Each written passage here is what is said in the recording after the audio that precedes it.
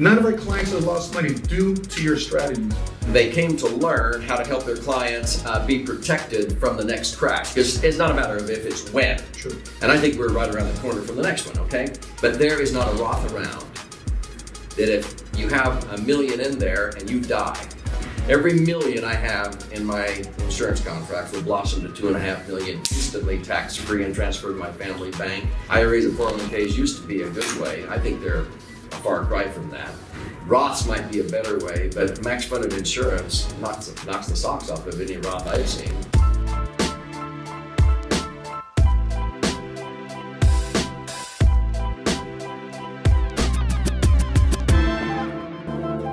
It was 2005. I found myself at a Barnes & Noble.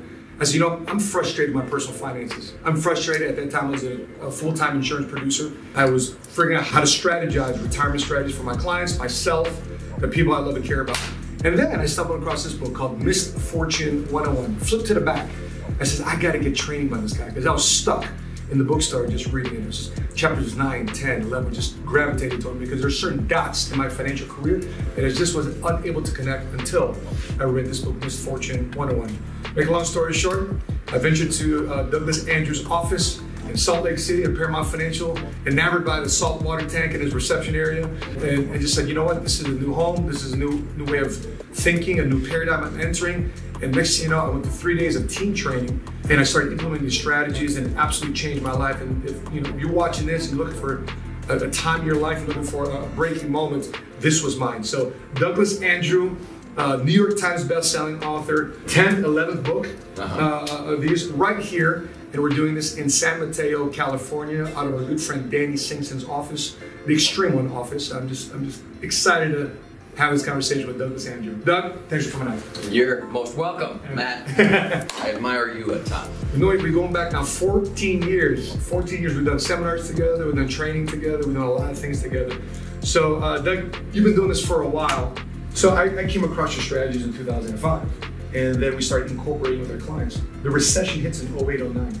Saves our clients the equity they had inside their homes. Because we separated the equity from the product. Because oftentimes people think that my value in the house is my money. It's not your money, it's stuck in the value. Right. So using our strategy, for example, my mother's house, some of their family members or some of our closest clients, they were able to save the value of the equity that was inside the house because the real estate market's improved. Exactly. Same thing too with their 401k. When we rolled it over into an IRA, everybody else was losing on average. 2009 on average is a 49% loss. That's right. None of our clients have lost money due to your strategies, right? And my mother's retirement, my mother's been a client of mine for 17 years. Through 3 recessions, 01, dot-com crash, the 08, 09, those 2 crashes. Right. No losses, 0. She's on her 3rd annuity contract. I know it. Right? And if you remember, none of our clients lost any money in 2001, 9/11, where from 2001 to 2003, most Americans lost 40% of the value of their IRAs and 401ks, or their real estate or whatever. And it took 4 years, 2003 to 2007, to make back what they lost. So people had to put off retirement 7 years. Now, the reason why you and many others, 3,000 CPAs, tax attorneys, financial advisors came through team training and invested $6 grand to learn my recipe. Dan Sullivan, my friend for 20 years, strategic coach, he said, Doug, you got to sell your recipe. As you're writing these books, sell your recipe instead of selling the cake. You got to make your competitors your customers, and you'll reach more people. So that was the purpose of team training. And I brought in 18 million of revenue selling my recipe to my competitors, right? I love it. Now, not all of them turned out like you did. different because of what you just said, I was assuming they came to learn how to help their clients be protected from the next crash. Because it's not a matter of if, it's when. True. And I think we're right around the corner from the next one, okay? I thought these advisors were going to implement these strategies with their clients. Well, in 2008, as Warren Buffett put it, when the tide went out, it revealed who was swimming naked, is what he said.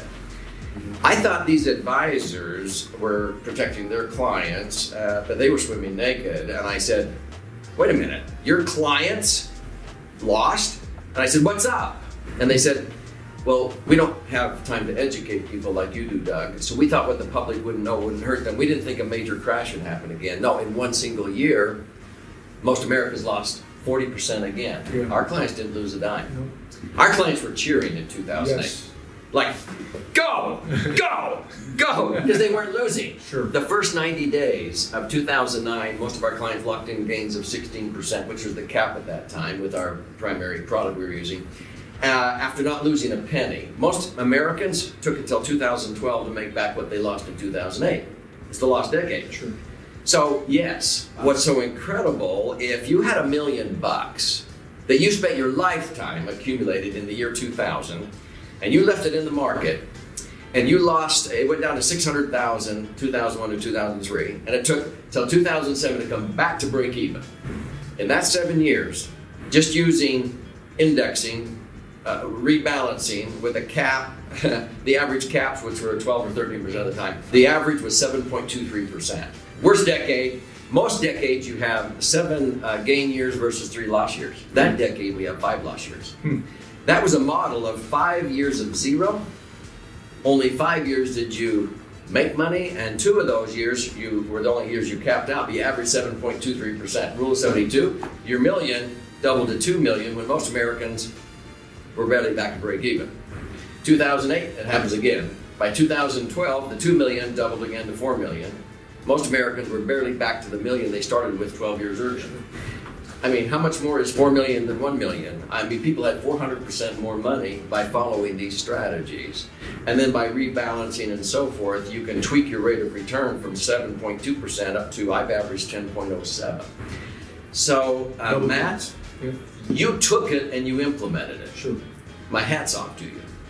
You know, and then the Roths came out, step in the right direction, but CPAs and tax attorneys, which I train, they sit there with their mouths open. So they call max funded indexed universal life a rich man's Roth. And I go, Rich man's Roth. Rich man's Roth, okay? And I snicker because you don't have to be rich to own one, you know. But they call it that because the rich can't own a Roth.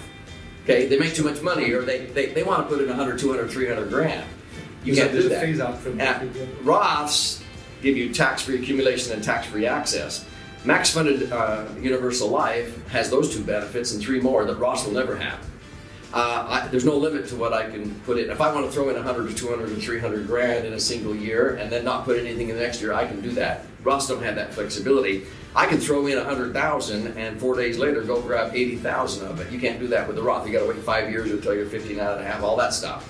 But there is not a Roth around that if you have $1 million in there and you die, if I died flying back home tomorrow on the airplane, every $1 million I have in my insurance contracts will blossom to $2.5 million instantly tax-free and transferred to my family bank, my family, my kids, my grandkids, my church, my charity, the Boy Scouts, the Red Cross, whoever I leave it to. Why would you leave behind this when you could leave behind this? It doesn't cost anything. Why would you generate this much income in retirement when you could generate double or triple that and not deplete your... See, it's funny when people don't know what they don't know because you can't be aware of something you're not aware of. My hat's off to you, Matt, because you stuck with it. And even though it's hard sometimes to get people to, well, why isn't everybody doing this then? Sure. How come I've never heard of this before? Sure. And you know, I wish I had a nickel for every time I've heard that. Sure. And we're doing this in Financial Literacy Month. This is April, Financial Literacy Month. Yeah. So what do you think, Doug, is the biggest enemy for the common Joe if they financially want to get ahead? The biggest enemy maybe is overcoming the false belief patterns. Again, I still can't believe how many young millennials or whatever, they're duped into putting in tax deferred money in an IRA or 401k being told they're going to be in a lower bracket. And I go, come on. No, that's not true. Or that put your money in the market always comes back. Mm-hmm. Well, what if you had a system where every time the market went up, you benefited, but when the market went down, you didn't lose? Why wouldn't you do that? I mean, you know I'm not a gambler. No. I have not put a nickel in a slot machine in Las Vegas in 40 years, okay? Sure. But frankly, I've said this before. If I went to some casino and they said, Mr. Andrew, welcome.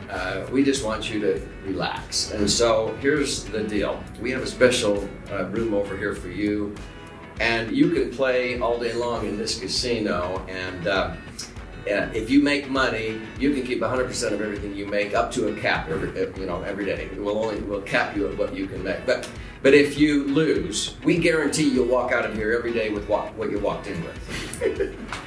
I think I'd play in that casino. See, that's indexed universal life. Yeah, Sure. And so the advice is still in my circles. Of course, it's very common. But when I go teach advanced continuing education to CPAs and tax attorneys, and some advisors who think they know it all, and they tune out and they're telling the millennials or older people, and I go, whoa, what's your premise for that? What makes you think that? And it's overcoming some of the false belief patterns that are still drilled into people today about the best way to save or the best way to create safety. You know I'm big on, well, my most recent book is called The Laser Fund. LASER is an acronym I've used for years, Liquid Assets Safely Earning Returns, spells LASER. And if you want to pass the liquidity safety rate of return test on any asset like your mother's home equity. Sure. See, my house went down in value in 2008 from $1.5 million, $1.5 million down to $1.1 million in one single year. And I had some short-sighted people that still didn't understand that, because I had my money over in my insurance policies. And I had my house mortgage with the first, second, and third mortgage, okay, to the hill. And some people, critics would go, oh, neener, you're underwater. You owe more than your house is worth. I said, who's in control, me or the mortgage company? I have money over here earning 3 times what my net mortgage cost is. My mortgage at the time was 3%, tax deductible, and net cost of 2, and I'm making 10. Sure. I said, how much more is 10 than 2? Don't say 8. It's 500% more. Okay? I said, listen, during this recession, banks borrow our money when we put it in there at 1%, and they turn around and put it into the same AAA rated insurance company where I put my money, and they make 5% without even linking to an index. They make 500%. On every million, they pay 10 grand of interest annually, and they make 50,000. Would you buy a widget machine for 10 grand that made you 50 grand? Would you hire an employee for 10,000 that made you 50? That's all I'm doing with my money. So what I was earning on my home equity that wasn't even there for 8 years before my house came back to full value, I was earning 100 to 500% more than the cost of the mortgage. I was making money, so they didn't even get it. So I think some of the myths and false belief patterns are still out there, and that's why I write books and get on the radio, to find the people who want to pay attention and learn. You know, I have a little ditty, good, better, best, never let it rest. Never let it rest, no good gets better, better gets best. IRAs and 401ks used to be a good way. I think they're a far cry from that. Roths might be a better way, but max funded insurance knocks the socks off of any Roth I've seen. So I like the best way. And the best way in that worst 12-year period quadrupled my clients' money when most Americans were barely back to break even. Right. So it's not just saving money, it's where you're saving the money. That's the key. Where you're saving and how to overcome this myth that, oh no, the best rate of return is to have your money in the market. Sure. Defer. We'll deal with tax down the road. No. It's not working. Yeah. Now, when it came to team training, you exposed to me the story of the Vanderbilts, the Rothschilds, understanding what the Rockefellers done to create wealth. What fascinated me was, you know, I was starting the Vanderbilts, and they ended up selling off all their steamboats. They got involved in the railroad industry, right? And I'm just thinking about that. That was a very big time of change for the Vanderbilt family as well as the country. Right. I mean, this family fortune was created through the steamboats. And he says, okay, I'm going to cut loose and sell everything up. I'm going to go to the railroads. Do you think that's reflective of the time that we're at today, where, you know what, let me cut loose what was working and let me incorporate something that is going to get us to the other side of the country a lot faster, a lot smoother? Yeah, very, very much so. I think Dan Sullivan, who has coached over 6,000 of the world's top entrepreneurs, and he created the series that you were familiar with on creative destruction. True. which is a term that Joseph Schumpeter coined, because he said what happens is many times when you get a good thing going, you have many times regulators come in and people, they want to, and all of a sudden they creatively destroy a very good thing. So, for example, I remember there was a small handful of bad apples that were trying to use the strategies in my first couple of books. Mm-hmm. Okay. And I never met this person before, but apparently he was handed a book and he read it and he got a universal life insurance policy. Then he read the book, and I didn't tell him to do this, but he took equity out of his home, but this is where he took his equity, he consumed. No, I said, if you're gonna do that, you gotta conserve, not consume.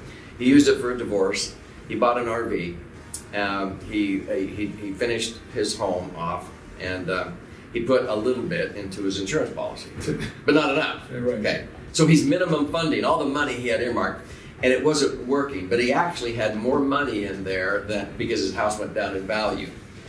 But, you know, some of these attorneys, they get hold of him and they said, oh, just act like you were given wrong advice and you read the book. Now, you know, I have a First Amendment right of free speech. Sure. What happens is they wanted to say, life insurance is not an investment and accordingly should not be purchased as an investment. Mm-hmm. I went, really? I can agree with that because it's not. Because back in 1980, when E.F. Hutton, who was credited with being the brainchild of that, they said, oh, well, no, let's do the opposite. Let's take the minimum amount of insurance the IRS will let us get away with and put in the most premium that turns into this cash cow for living tax-free benefits. It was brilliant. And so it was like buy term, invest the difference under a tax-free umbrella. It was pretty incredible. Well, as you and I know, the IRS said, what are you doing? And they came in 1982 and said, we think you're not a tax-free insurance policy. We think you're an investment and it should be taxed. If you want it to be tax-free, you've got to have a commensurate amount of life insurance attached to it. So I often will say, and it's in this book, I'll stand in front of an audience and I'll say, what would you call something that you put money into and it grows at a really safe, predictable, compounded rate of return, averaging 7 to 10%. Some years higher, some of it averaging 7 to 10%, tax-free. That if you get into any type of a pickle, an emergency, with an electronic funds transfer or phone call, you can access money out of there, tax-free. And ultimately, whether you're a business owner or let's say you're a retiree, every million you accumulate tax-free now will generate 70 to 100,000 a year of tax-free cash flow into perpetuity through generations to come without depleting that nest egg. What would you call that? And usually somebody on the front row goes, a miracle! A godsend in this topsy-turvy world. And I said, yes, you're right on, man. It's the dream solution for college funding or for your real estate or for your business or for retirement planning or emergency planning or estate planning, whatever. But apparently, creative destruction will not let us call it an investment. You can call sending your kids to college an investment. We live in a world, Matt, where the creative destruction of what regulators and law firms force you to say, the poor public is sitting there going, I've never heard of this. Well, yeah, because I can't tell you in the language they want me to tell you or you wouldn't get it. So I let my licenses go because an author is an authority on a subject. And I'm an authority on this, and I can teach this, and I can teach it to CPAs. And so I just teach it, and then I point my clients to the wealth architects who get it. This is more relevant today than ever, and yet there are still straitjackets put on a lot of the ways that you can teach it to people. Isn't that sad? Sure. You know, in 2005, you brought up a concept to me. You said, you know, in our country, what do you want to do to our country? Do you want to lower the taxes so therefore the GDP, the gross revenue of our company, goes more back into people, and you have a bigger base to tax? Right. Versus the opposite, you raise the taxes and you just take a larger percentage, but you reduce the amount that's taxed overall. Exactly. What would you rather do? And I think today, where capitalism and socialism is such under fire, I've realized that what you were teaching at that time was capitalism. to take a little bit of money and make the most out of it. And as an entrepreneur, I can keep more of my money without having to pay in tax. I'm finding myself as I get a little bit more educated about how to vote and who to vote for, voting in those directions who allows me to keep more of my money. Yeah, oh yeah. It's really interesting, Mac, because you live in Chicago. Okay.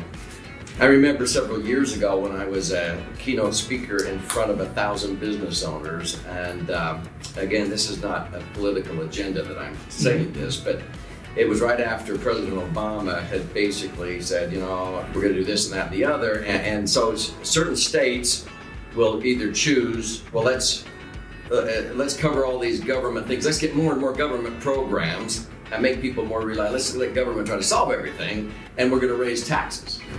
Whereas the other philosophy is, well, let's just let people become more self-reliant, have the minimum amount that police and school teachers and so forth, but let's raise the revenue that's being taxed, okay? And so they had announced a tax increase in Illinois, and the previous speaker to me said, how many of you business owners are planning on leaving Illinois this next year? And a sea of hands went up. And where were they going? To Wisconsin, where at the time Scott Walker says we're lowering taxes and we're deregulating. And he turned around a deficit in one single year. But going back to what you just said, only 5% of Americans will go out and take the risks to be an entrepreneur. Non-entrepreneurs many times will say emphatically, well, I will never do that. I will never take the risk that you take. What's ironic is they also say, but I don't want you getting the benefits from you taking risk if you succeed. It's a little like, what? So you want the benefits if we succeed, but you don't want to take any risk. You want somebody else to do that. It's sort of like Steve Jobs. You're evil. You didn't build that. We did by buying your iPods. No, Steve Jobs, he didn't invent the cell phone. He just said, no, I'm going to create a platform, and he has 1.3 million other apps. I mean, on his app, he has 3 other apps or things that you can do on a smartphone, okay? Sure. He didn't invent the MP3 player. He just told his daughter, you're going to have 1,000 songs in your pocket. And he creates an MP3 player he calls the iPod. He just made a better mousetrap, and he learned by taking criticism. When he came out with the iPad, you remember? People went, what? You've got tablets, you've got PDF. Why do you need this tablet? And so what happens is Jobs, he created this platform, and it could be used for good or evil. Okay? He learned that when people criticized the iPod, well, I'm a jogger. He used to take offense at that. Now that's his R&D. He came out with the Nano. Sure. And then people says, well, I want something to clip on my shorts. Thank you. So he made a clip. I have all of them, and I'm a Microsoft guy. So I appreciate what Steve Jobs did, and an entrepreneur is just somebody, according to John Baptiste Say, a French economist, an entrepreneur just takes something from a lower level of productivity to a higher level of productivity. And it's what makes the world go round. And so, yes, that's capitalism. Socialism, many times, of course, they want to be taken care of from the cradle to the grave, but I think it was Margaret Thatcher who said the problem with socialism is pretty soon you run out of other people's money. Yeah. Boom. Boom. Speaking of the different ways to make money, you taught me back then there's ordinary passive portfolio type income. Mitt Romney, when he was running for president, he shows his tax returns. I think it was $21-23 billion, but his effective tax rate was much lower than his assistant, which is, I think, was at 35%, because of how he made his money. Exactly. Can you explain a little bit about that? Because I think a lot of people get confused. Well, this guy's a multi-deca millionaire, and yet his assistant is at maybe $60,000, $80,000 a year salary, but more of her money is taken out versus this guy's rich, and they're blaming the rich people. Oh yeah. And before I answer that, can I just tell you the first thing I looked at when I saw his tax returns compared to Barack Obama's? Barack Obama's tax return had less than 0.5% of his income went to charitable donations. Wow. Mitt Romney had like 23% of his income went to charity. Wow. I saw that instantly. Now the media never pointed that out. They were looking at, look at this evil guy that makes all this money. Look how much he gives back.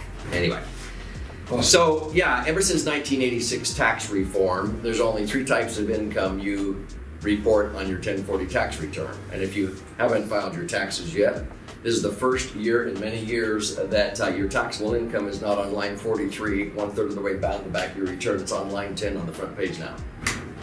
Now, the Trump tax cuts were the biggest tax cut since 1986, which was the second term of Reagan. And Reagan believed in, no, it's better to raise the revenue that's being taxed by actually lowering taxes. But he actually, by lowering the marginal rate down, the effective tax people paid he did away with some of the deductions, went from 13% up to 19%. But see, earned passive or portfolio income are the only 3 incomes that appear on the front page. Now, one of the reasons I love Max Funded Index Universal Life is because here in the Bay Area, many times I'd have clients that came in and they'd say, okay, we have $200,000 a year of income for retirement based on our portfolio here.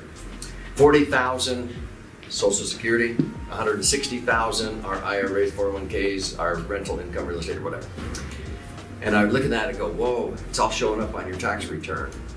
And they went, well, you know a way so it won't? And I go, yeah. See, only earned passive and portfolio income shows up on your tax return. So in a period of 5 years to comply with TAMRA, many times I would convert up to 60% of their retirement income. See, at retirement planning is totally different than what you did for retirement.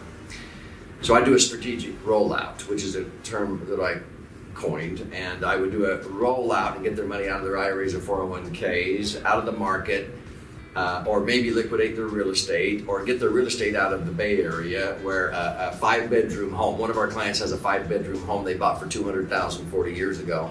In Palo Alto, it's worth $4.6 million. And they were thumping themselves on the chest. Oh, we rent this out for $10,000 a month. We may get $12,000 a month. And I looked and I said, that's pathetic. And they went, what? Now, do you know that there are 5-bedroom homes in Memphis, Tennessee, worth $300,000 that rent for 1% of the fair market value? It rents for $3,000 a month. Your $4.6 million house should be renting for $46,000 a month. See, in the Bay Area, your real estate is up here, but your cash flow is 1 or 2%. It's pathetic. So sometimes we've had clients do sell and do 1031 exchanges, or they're tired of being a landlord, evicting tenants, taking out trash, and fixing toilets. And whatever they do, if they sell and they convert and put it into, even paying a capital gain tax, they put it into max funded insurance contracts, they're shocked. Their cash flow is greater than the rental income, and they don't have to be a landlord anymore. Or they do 1031 exchanges and we 4 times their cash flow, and now they have this extra cash flow to put into their insurance policy, and they start converting to tax-free income. And they're just like blown away. Where have you been? And so what happens is these couples in 5 years, they would still end up with $200,000 of income, but $120,000 of it no longer shows up on their tax return. Nice. Because money in their insurance contracts is not deemed earned passive or portfolio income. And so I was saving them 30 to 40 grand a year of taxes. They lived 20, 25 years, and I saved them $1 million of unnecessary tax. I've done this double and triple that. We saved a husband and a wife $1.2 million of tax. They still had to pay 1.2, but their accountant, when we said, they're going to pay $2.5 million of unnecessary tax on these IRAs and 401ks. You know what their accountant said? They can afford it. You wouldn't believe how many times I've heard that. Wow. I'm going, now, I don't care if you're Republican or Democrat. If I show the list of where the government puts our money, but I don't show the percent, and I say, here's where the government puts our tax dollars, write down what percent, if you could choose, your tax dollars should go to this versus this versus this, and it never comes close. I don't care what political affiliation. It never comes close to how the government is spending our money, and I'm just going, how did we get here? So if you want to take ownership and redirect otherwise payable taxes, I save people $1 million in unnecessary tax, and they set up their own family bank, and now they can fund their family vacations with a purpose and all kinds of things, or their charitable giving. And they'll do more for this great country than just rolling over paying unnecessary tax. Going back to your question, Mitt Romney still doesn't even understand all that. Sure. But he did understand that a lot of his income was passive income or portfolio income. And he did have some IRAs and 401ks, but see, he had the ability to redirect otherwise payable taxes to causes he supported. He actually was helping out America far more, but the media climbed all over him and made it sound like, look how evil this guy is. Look at all the money he's got. And to me, I'm going, he just gave millions to these causes that are going to help out this country and people way more than paying extra tax would have done. I can prove that economically all day long. And so, see, it's choice and control. A lot of people just flat out give up choice and control. And the neat thing is when you take ownership, you'll take better care of anything. When you own a home, you'll take better care of it. When was the last time you ever washed a rental car? Or changed the oil on a rental car? Yeah, you don't wash rental cars. You dog it out when you got it. Yeah. The secret to American wealth is ownership, deeds, titles, and articles of incorporation. And I love this country. And it drives me crazy to see us fostering a younger generation that wants government to do everything for them from the cradle to the grave. No, Doug, the thing when I see TV and I see HGTV, which glorifies what people do in real estate, and I see Fox Business and MSN Money and you know, all these stock traders, and they're glorifying how you can make a lot of money in our economy, be a trader. And then you see all these different courses online and Bitcoin and Forex trading type of stuff. And then we get to the insurance industry, and the industry has done a horrible, in my opinion, a horrible job of communicating its value. What is the biggest misconception that people have with the life insurance industry? I'll tell you, it's the stigma that insurance is a necessary evil, that it's an expense. I'll give you a classic example that happened last week with a judge here in California. There was a guy that went in and he had a max funded insurance contract, and he had several $1 million in other assets, and so he set up an insurance policy to reposition 500 grand or $1 million over 5 years to comply with TAMRA to avoid a MEC, so it's going to be tax-free. That was his purpose. Most of my clients didn't ever come to me wanting or needing life insurance for the death benefit only, okay? I mean, it's nice, that should be, you got to have a reason and justification for the death benefit, but see, when all of a sudden you flip that, which is what E.F. Hutton said, is wait a minute, life insurance is the only financial instrument in the Internal Revenue Code that allows you to accumulate your money tax-free, Section 72E, access that money tax-free, 7702, and when you die it blossoms in value and transfers tax-free. Municipal bonds don't do that. And so when E.F. Hutton realized that, they said, why don't we do the opposite? Why don't we take the least amount of insurance the IRS will let us get away with and put in the most money as fast as the IRS allows, and that's TAMRA. And let's take the minimum amount of insurance, put in the most money, and it turns into a cash cow. And this judge looked at this guy whose attorneys were trying to get a full refund of his premiums. Okay. This is the ironic thing. He goes, so what are you wanting? And the attorney says, well, we would like the insurance company to refund 100% of his premiums. And I wasn't there, but my attorneys go, so if he gets a full refund of all the premiums he's paid the last 7 years, that's way less than if he just cancels the policy. And the attorney went, huh? Well, what kind of insurance is worth more than what you paid into it? He didn't know. He didn't know. And the judge says, well, wait a minute. This guy makes $75,000 a year right now, and the premium on this policy that he was putting in was $57,000. That was not suitable. You took advantage of this poor senior citizen. See, the stigma was the judge thought everybody buys life insurance and pays premiums for the death benefit out of their income. He had no clue. This guy was repositioning $1 million out of non-performing real estate, money earning 1% at the bank, making money, or losing money in the market. He was funding the insurance. He funded it through this, not out of income. But the judge at first said, oh, I don't want to hear any more. That was not suitable for that guy to sell him that expensive of an insurance policy. That's the problem, Matt, Sure. is the illiteracy of one of the most powerful financial instruments, and still we have people in power that go, who would ever do that? That was stupid, that was unsuitable. Refunding his money. Well, if we refund him his money, it will be less than, he's doubled his money in this thing. And he goes, huh? See, they don't get it. And so that's the trouble, is trying to, you know, hello? Right. Yeah. So Doug, you've been doing this now 45 years. I've been doing this now going on 20 years. In this era, in this day and age, according to Limber, there's 150,000 insurance agents left in our industry, down from 500,000 in the 1970s. 500,000 down to? 150. Whoa. Yeah. And the average agent today is a 60-year-old Caucasian man. Right? There's not enough multicultural in our industry yet. Our country's becoming more multicultural. In this era, with lack of education, lack of literacy, lack of outreach to our multicultural demographics, why would you recommend somebody get involved in the industry? Because the people that watch our videos are people that are considering this industry. I'm a fence. I got some military veterans out there. What do you do after the military? I got some people out there saying, you know, my job sucks, but I really like what I'm seeing on YouTube. Why would you recommend somebody to get involved in the industry and why? Because of what Dan Sullivan calls big O little c. Most people in life go through their whole life with big C little o, more capability than they have opportunities. And they don't even see the opportunities, all they see is challenges. This is, you flip that and all of a sudden you have more opportunities than capabilities. Yeah, it's challenging to get people to change their mind from following the herd, putting money in tax-deferred IRAs, 401ks in the market, but it's worth it. The opportunities are incredible.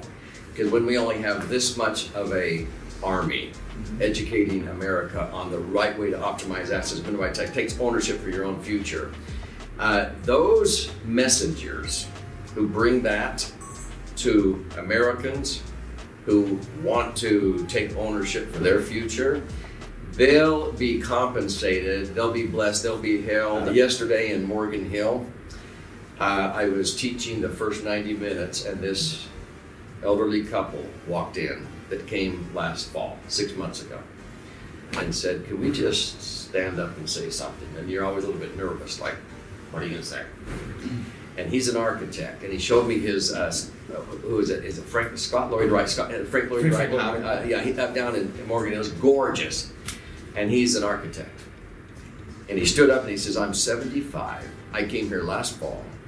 He says, I'm probably the most skeptical person that Mr. Andrew has ever had in any event.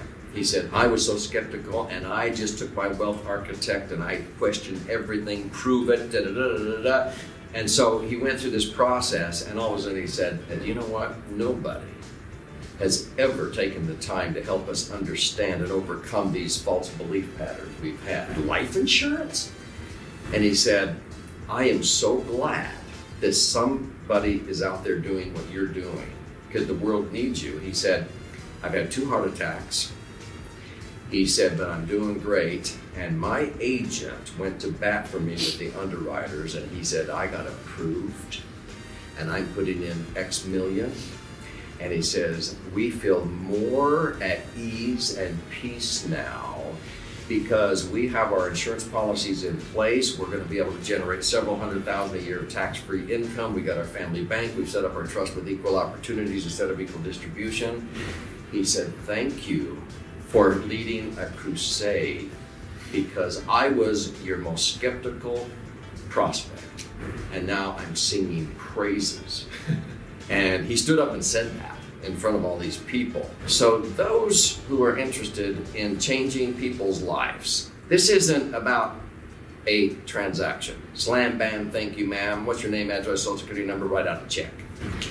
This is about transformation. This is about giving people a hope for a brighter future, to not worry about money, to be able to sleep at night, to be able to fund their future and their kids and their grandkids and family retreats with a purpose and not worry about money. Because at the end of the day, you don't take it with you. But you could do so much more blessing people's lives by educating them and helping them understand things that they've never learned before and get them out of that trap. So here's the key.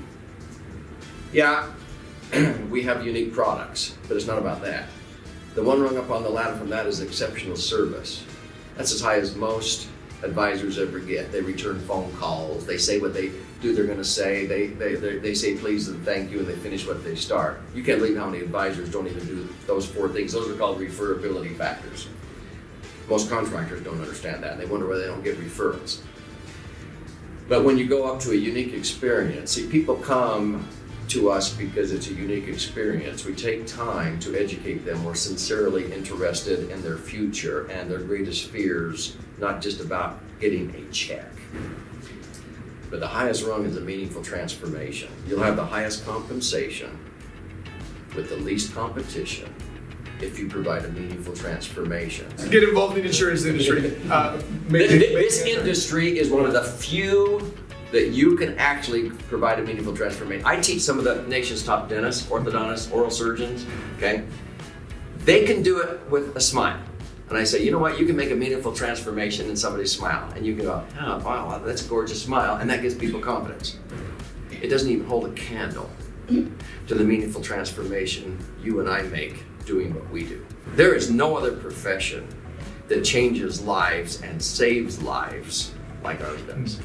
Whether people live or die, and I hand a $2 or $3 million check, and a widow is crying in gratitude, and she doesn't have to worry about maintaining her dignity anymore because she got this incredible death benefit, even though her husband was planning on staying around and providing tax-free income out of this. My own brother died at age 50 in a rollover accident, and delivering a tax-free death benefit to his widow and then putting that back into a new insurance policy on her has provided her with peace of mind for 20 years that no amount of money in an IRA or 401k or anything like that would have ever come close to doing, ever.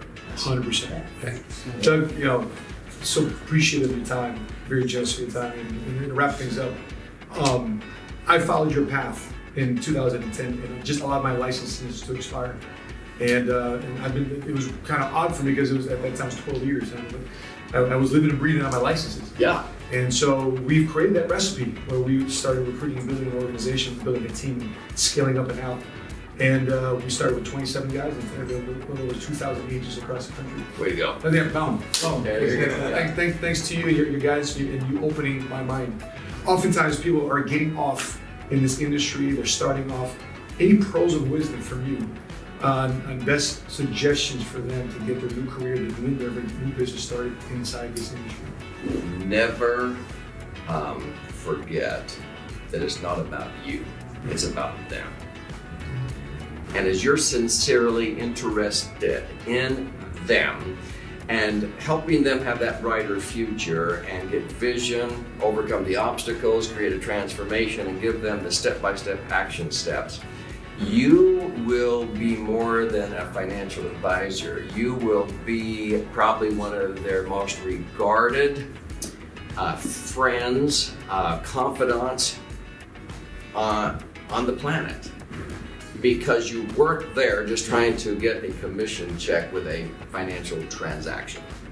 You transformed everything for the better, for them, their family, their loved ones. Now, to transform our lives, where can we find more information and order your books?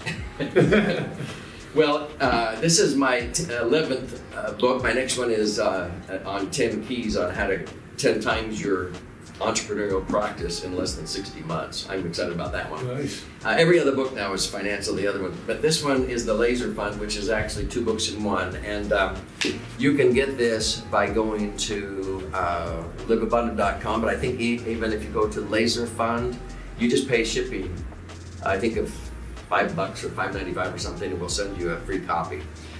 This book here is actually 2 books in one.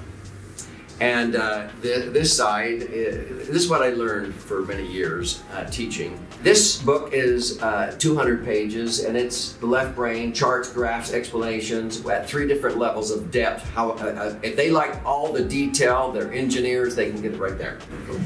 But oftentimes the other spouse made decisions more matters of the heart, how they felt. They're more right brain. So they flip it over and they read it this direction. And this is 100 pages comprised of 12 chapters containing 62 chicken soup for the financial soul stories. These are actual client stories. We changed the names except for from some of them who wanted their name in there, okay? And it's how to use max-funded insurance, which I call the laser fund, for everything from college funding to emergency funds, retirement planning, business planning, working capital, blah, blah, blah, blah, to see the versatility of why I use life insurance for so many things that most people don't even think of. It's been a hit. This one is about entitlement abolition, how to abolish entitlement mindset. This book has been in me for 40 years, and now it's picking up a ton of traction. And you can get this by going to entitlementabolitionbook.com, and you just pay the shipping, postage, and I'll send you a free copy of that book. And chapter 10 in this book is the best white paper I've ever written on max-funded insurance. There's only one chapter on insurance, but it's the best white paper on insurance. This book totally talks about it every which way possible. This is a reference book, whether you want stories or you want charts and graphs as deep as you want to go. So that's the last two. I love it. Hey, make sure you go get your book. Doug, I appreciate you coming down. I appreciate your time, I appreciate your wisdom. Again, and you just sharing some of those things, just maybe refresh some of the fundamentals you've trained in. I'm so glad I picked up your book at Barnes & Noble in 2005, and I'm glad you're still in my life today. Wow, thank you. Sure. Yeah, that's awesome. I'm glad you did too. 100%. Yeah. If you've been watching this and you got a couple nuggets, please drop your comments, thoughts, feedback below. If you're watching this on YouTube, make sure you click subscribe. If you're watching this on Facebook, make sure you click like and follow our business page. That being said, I'm your money smart guy on behalf of Douglas Andrew, New York Times bestselling author. Until we meet again, continue to live smart, continue to love smart, and be money smart today.